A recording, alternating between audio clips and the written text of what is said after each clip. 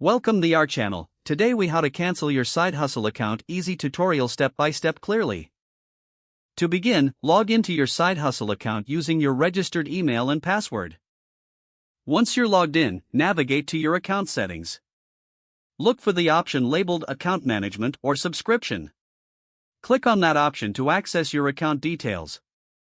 Scroll down until you find the Cancel Account or Delete Account button. Carefully read any prompts or warnings that appear regarding account cancellation. If you're ready to proceed, click on the Cancel Account button. You may be asked to provide a reason for your decision. Fill this in if required. After submitting, the system may ask you to confirm your cancellation.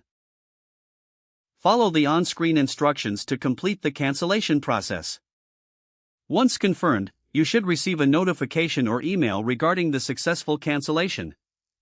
Make sure to log out of your account for security. If needed, check your email for any final confirmation messages. You have now successfully canceled your side hustle account. If the page does not load, refresh the browser or try again in a private or incognito window. Make sure you are using the correct email address, then retype it carefully to avoid small typos. If your password is not accepted, use the reset option and create a new strong password you can remember. Check your spam folder for verification or security emails, then complete any requested confirmation steps. Enable two-factor authentication if available to improve account security and reduce unauthorized access risk. After signing in, review your profile details so your contact information and settings are accurate and current.